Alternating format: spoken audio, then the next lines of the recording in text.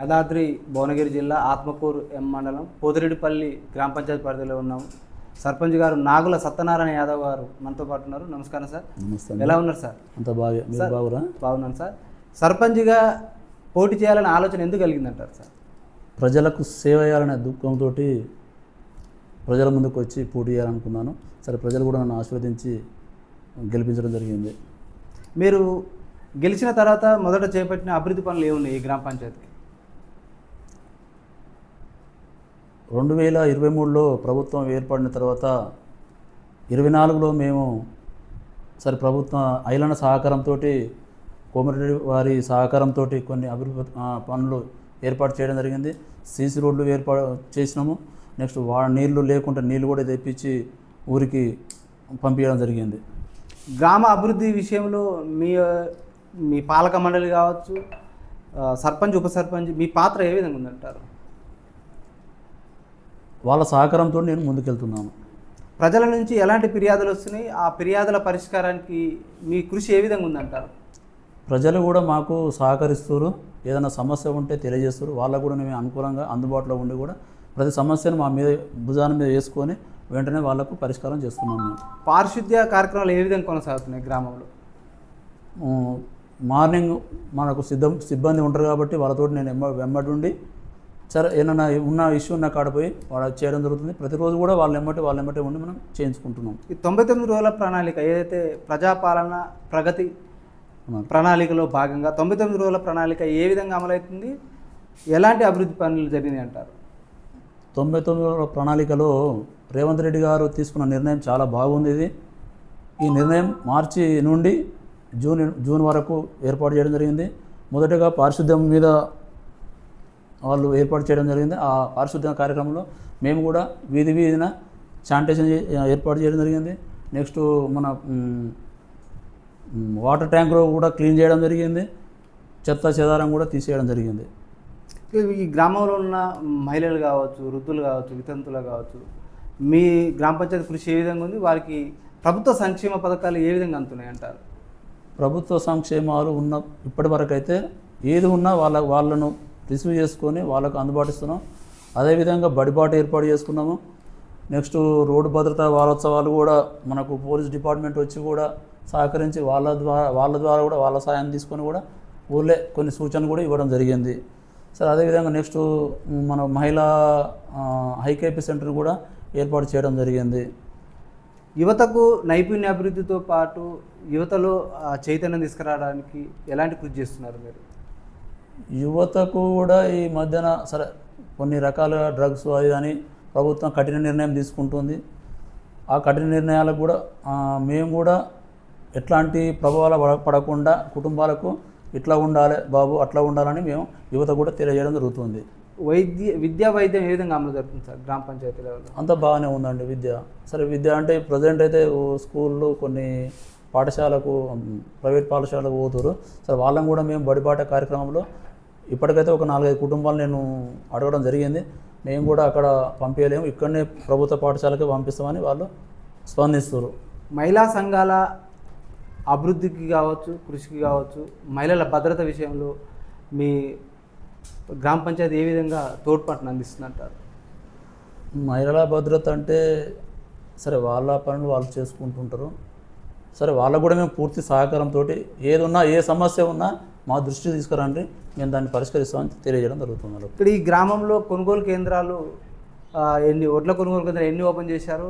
వాటి అంటే కొనుగోలు ప్రక్రియ వేగవంతం జరగలేదని రైతులు మా దృష్టికి తీసుకొచ్చారు సార్.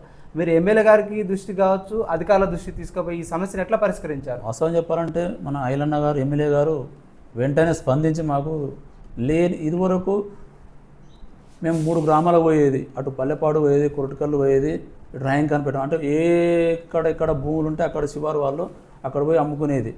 అక్కడ చాలా ఇబ్బందులు ఎదుర్కొనేది. ఏదైనా వర్షాకాలం వచ్చినా ఇక్కడ పని చేసుకొని మళ్ళీ అక్కడ పోయి చూసుకునే పరిస్థితి ఉండేది.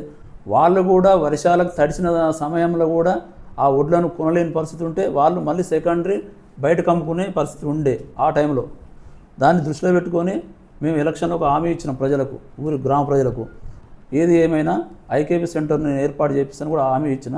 ఆ హామీ ప్రకారం ఎమ్మటే నేను పోయి ఐలన్న గారిని అడిగిన, అన్న మాకు ఈ పరిస్థితి 3 గ్రామాల ప్రజలు 3 గ్రామాలకు మేము వెళ్ళే పరిస్థితి ఉంది, అటు పోదామంటే రంగన్పేటలో వాగు ఉండి వర్షంలో రోడ్ డ్యామేజ్ అయ్యి ట్రాన్స్పోర్ట్కి ఇబ్బంది ఉంది, ఇటు పక్కన కొట్కల్ పోయినా రంగన్పేట మన పల్లెపాడు పోయినా కానీ మాకు సీరియల్స్ దూరం ఉండి మా ఊరి అయిన తర్వాతనే మీ ఊరి పెడతామన్న ఒక అనేవారు. ఆ ఇబ్బందిని ఎదుర్కొన్నాం కాబట్టి మాకు ఏం చేస్తామంటే ఎమ్మటే వాళ్ళు స్పందించి మాకు ఈ సంవత్సరం ఏర్పాటు చేసినా కూడా సజావుగా సాగుతుంది. సరే ఇప్పటికైతే ప్రతిరోజు ఒక లారీ వెళ్ళడం జరుగుతుంది.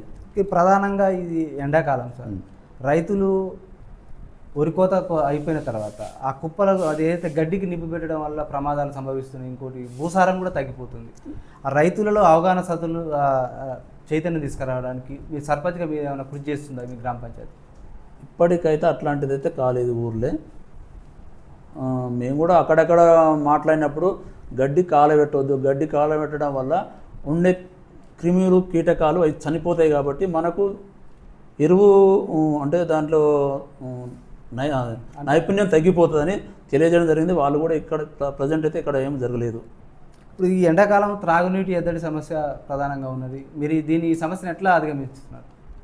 మా ఊరికైతే ప్రజెంట్ అయితే లేదండి సార్. ఊరుకు గత సంవత్సరంలో ఉండే ఆ బోరు మేము వేయడం వల్ల దాంతో మాకు ప్రజెంట్ అయితే ఉన్నది. సరే సమస్య ఉంటే దాన్ని ముందుకు తీసుకెళ్ళి మళ్ళీ ఎమ్మెల్యే గారితో మాట్లాడి దాన్ని ఏమైనా ఉంటే సమస్య తీర్చగలుగుతాం. మీ గ్రామ అభివృద్ధి విషయంలో ఎమ్మెల్యే గారి సహకారం ఏ విధంగా ఉందంటారు? ఆయనది చాలా ఉందండి. మేము అడగంగానే ఇంతవరకు ఏది కాదనలేదు. ఇది కావాలంటే ఎమ్మటే స్పందించి మాకు ఏర్పాటు చేయడం జరిగింది. ఆయనను ఎప్పుడు మేము ఎలవేళలా కూర్చుకుంటాం. ప్రజల నుంచి ఎక్కువ ఏ ఫిర్యాదులు వస్తున్నాయి, ఆ ఫిర్యాదుల పరిష్కారానికి మీరు మీ పాలక మండలి కావచ్చు ఏ విధంగా చొరవ చూపుతుందంటారు? ప్రజల నుండి సమస్యలు అయితే ఎక్కువ ఏమీ లేవు. చిన్న చిన్నవి ఉంటే మాత్రం మేము ఏమంటే పరిష్కరిస్తున్నాం. మా దృష్టికి రైతులు కొన్ని సమస్యలు, భూ సమస్యలు ఉన్నాయంటారు, సాదా బైనామా ఉన్నాయంటారు, అవి పరిష్కారం కావట్లేదు, అయితే అంటున్నారు కాబట్టి ఇంకా కావట్లేదు అంటున్నారు. ఈ భూభారతి చట్టం ద్వారానైనా రైతులకు న్యాయం జరిగే అవకాశం ఉందంటారా? తప్పకుండా జరుగుతుంది. మీరు ఎమ్మెల్యే గారి దృష్టి తీసుకుపోయి రైతులకు న్యాయం చేసే అవకాశం ఉందంటారా? 100% ఉన్నది. అట్లాంటిది ఏమైనా సమస్య ఉంటే మేము దాన్ని పూర్తిగా ఆయనతో కూర్చొని మాట్లాడి చేపిస్తాం.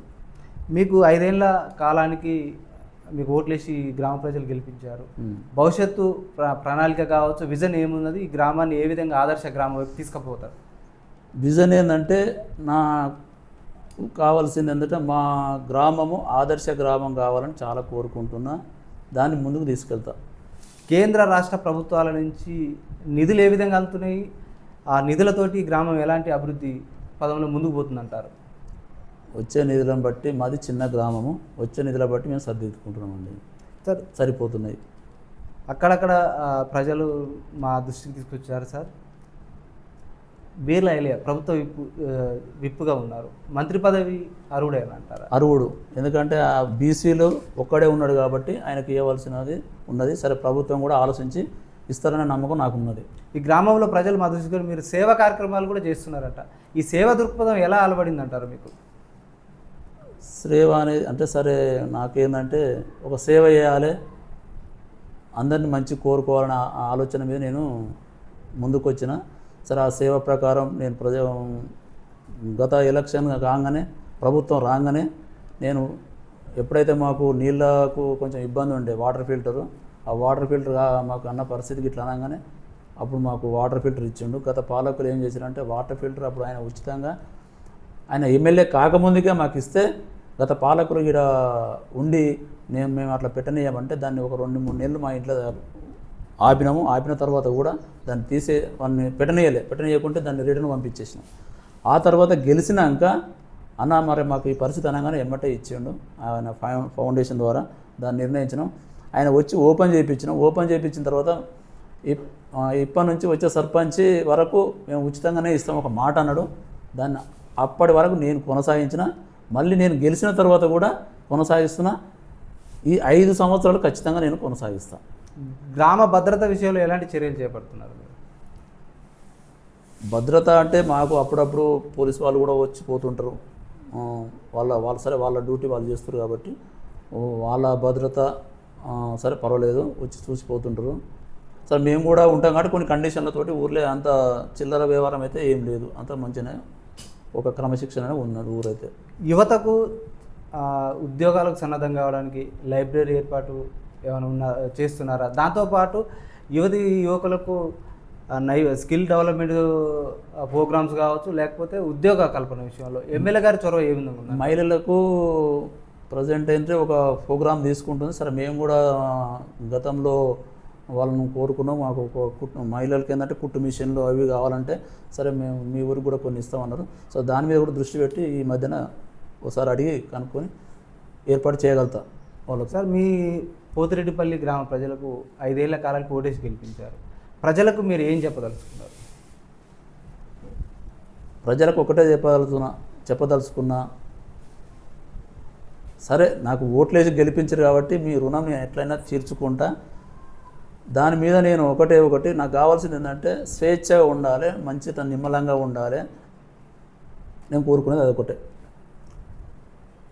5 ఏళ్ల కాలానికి ఓట్లేసి నన్ను గెలిపించిన గ్రామ ప్రజలకు ఎప్పుడు నేను కృతజ్ఞతనే ఉంటాను. ఎల్లవేళలకు అలా ఏ సమస్య వచ్చినా నా సమస్యగా భావించి వారికి ఎల్లవేళలా అందుబాటులో ఉంటానని కూడా నాగుల సత్యనారాయణ యాదవ్ సర్పంచ్ గారు అంటున్నారు. మరో అంశంతో మరో గ్రామ పంచాయతీలో మీ ముందుకు వస్తుంది ప్రజావేదిక న్యూస్ ఛానల్. చూస్తున్నటువంటి మీ ప్రజావేదిక న్యూస్ ఛానల్.